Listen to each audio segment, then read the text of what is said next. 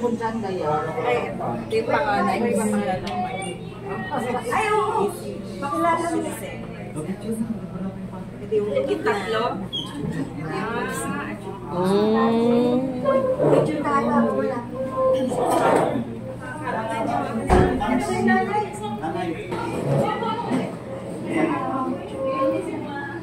Pero lalakit nyo dyan.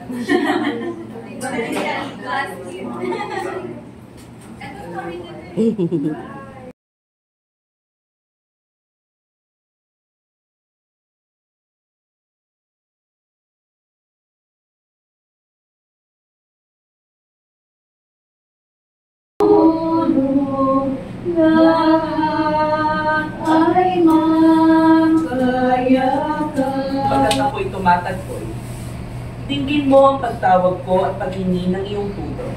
Gayon din naman, tayo'y dapat lumakad sa isang panibagong buhay. Sa iyong mga salita, Alleluia, Alleluia, Alleluia. Ito po yung patutol dito. Paghahandog ng panalangin, yung mga pagnonobena, no? Yung ginawa. Sundalo po kasi ito si Macabeo. Dalawang aklat po ito, Macabeo 1 and 2. So nakita niya po, para mga hayop lang hindi nire-respeto ng mga guys, doktrina po ng Katoliko, bury the dead, no? Irespeto, no? Sa ibang mga kaibigan po natin na sekta, pag namatay po, wala na. Living na lang. Kasi kaluluwa, sa iba po, kaluluwa lang importante, wala na namang kaluluwa. Ay tandaan po natin na nilikha po tayo ng Diyos mula sa alabok, wala pa naman po kaluluwa yun. Kamay po ni Yahweh ang nagbubusa mula sa putik, mula sa alabok. Ibig sabihin, sagrado po ang mga dahil sino ginagawa yun? Binabang ko lang, new life, new life.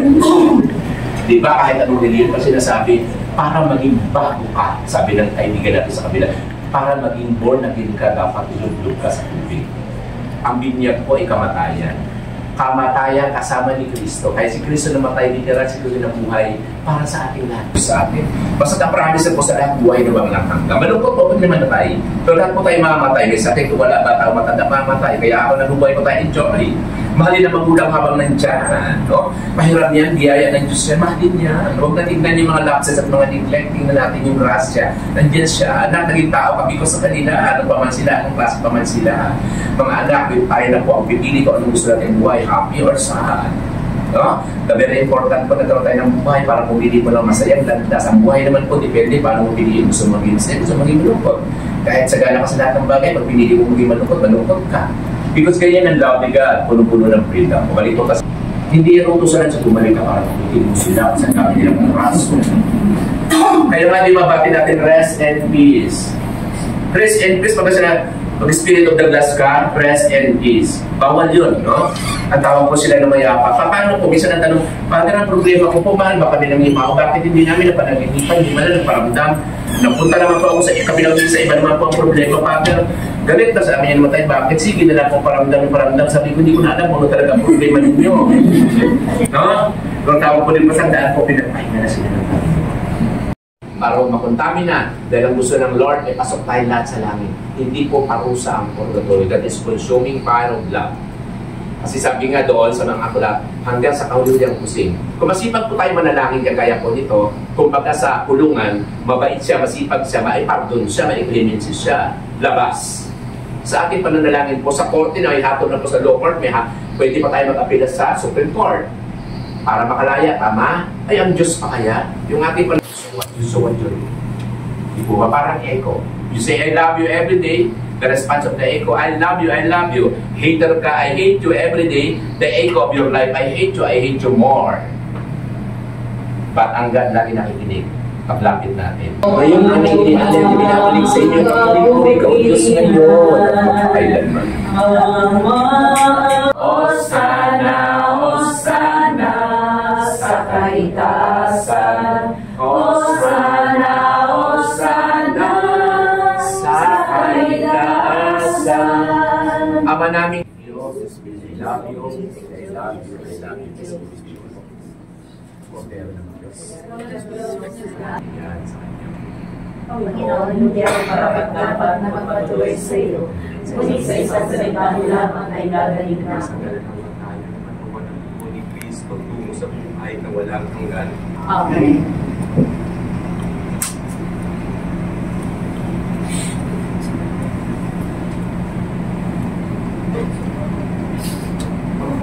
Katawan ni Kristo. Katawan ni Kristo. Katawan ni Kristo. Katawan ni Kristo. Katawan ni Kristo. Katawan ni Kristo. Katawan ni Kristo. Katawan ni Kristo. Katawan ni Kristo. Katawan ni Kristo. Katawan ni Kristo. Katawan ni Kristo.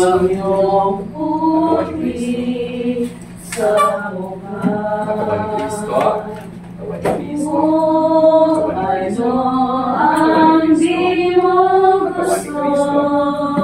Nauna, tayo pa rin naman ay magsasama-sama upang lagi tayong lumikaya sa piling ng Diyos Ama.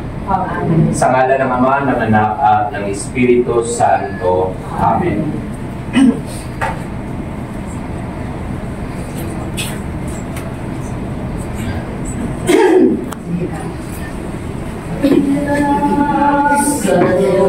Sorry, dito na lang po sa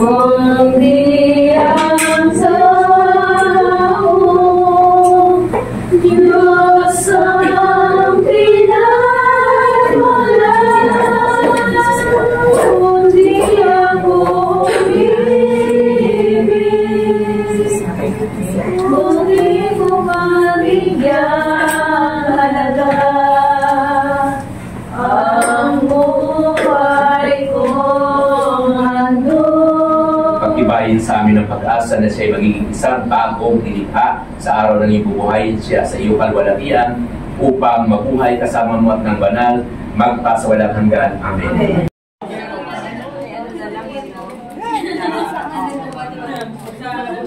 Pakilay siya sa akin, silayan ko.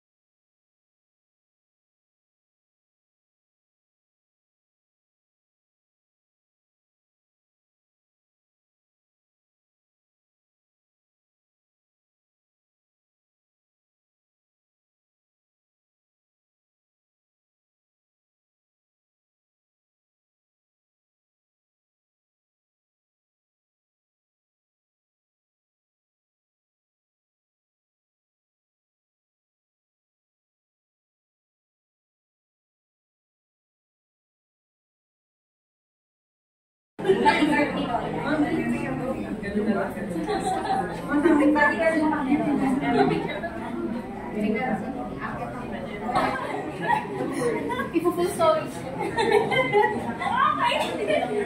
Okay na?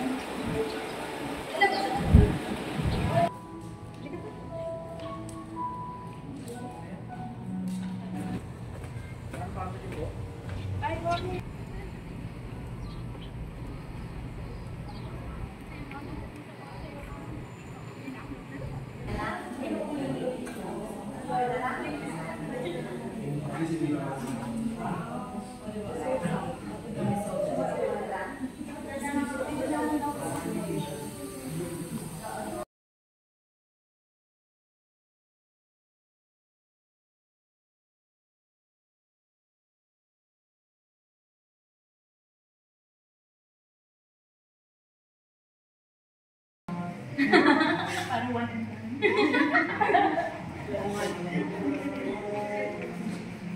Baka may ubus pa kayo. Daddy.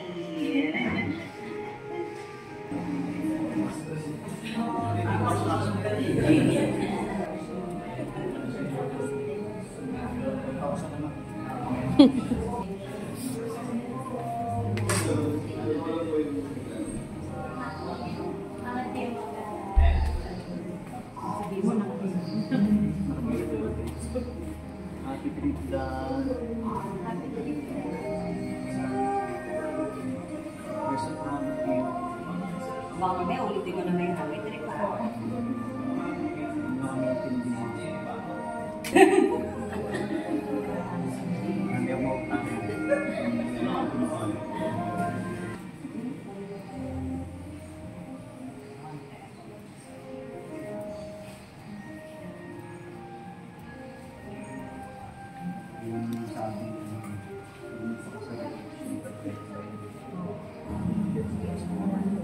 Speech. So, good morning. Eldest ako sa amin, si Jerry.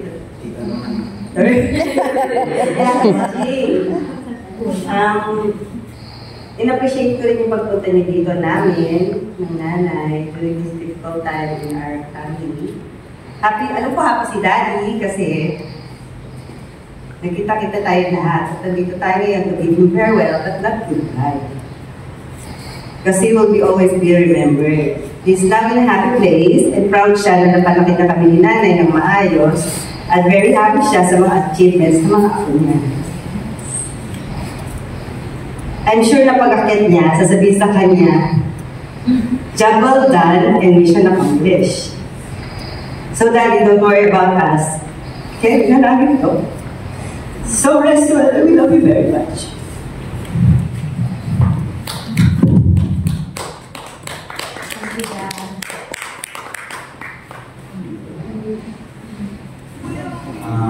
Wala po prepare na speech. Pero si Daddy kasi ano yan.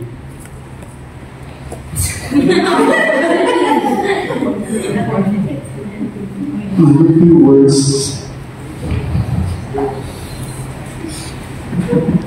Napakabili ito.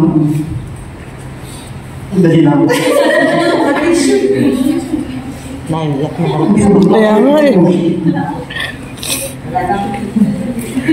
Sa pagkaki namin, di yan magkwento yan. Pero mahal na mahal kami yan. Naalala ko yung natatrabaho sa nila yan. Para ma-establish yung family, nagbibenta ng mga tabi dyan. Sa kaya pag-uwi niya roon, dahil tiis niya. Habang natin siya sa Bicol, yung siyempre yung tubig doon hindi maganda. Ikasakit pa yan ang iba. Pero one thing lang ang output sa buhay. Yung magbadyo ano para sometimes kahit nagal kang nanay, yung may tatabi niyang pera, yun nga, ginahan niya sa video. Pero, all of that is already in the past. Saka naiintindihan ko naman siya. So, kailangan niya rin masaya. Pero, nagpapasalamat ako sa kanya. Pasensya na, carry away ko. Yun lang. At tinatanong ko yung pagpunta niyo dito kahit spare time na nakapunta kayo dito. Yun lang. Bago lahat, meron nagkakata sa akin para mapasaya naman tayo.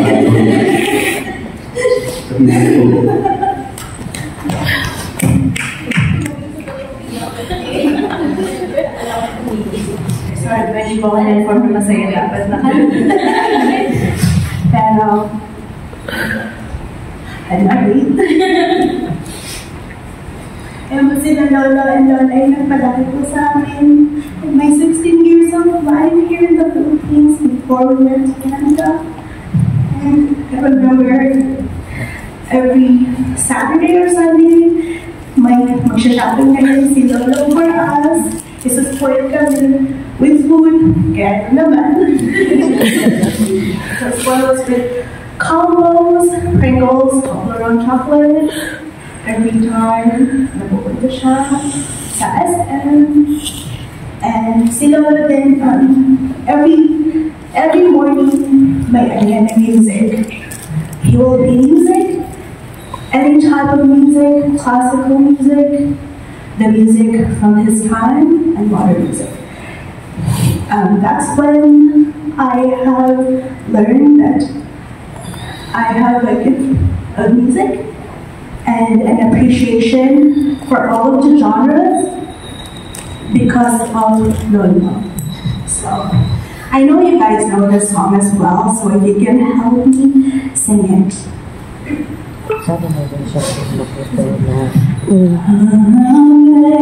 Amazing grace, how sweet the sound that saved a wretch like me. I once was lost, but now I'm found. Was blind, but now I see. 'Twas grace that taught my heart to fear, and grace my fears relieved. How precious did that grace appear, the hour I first believed.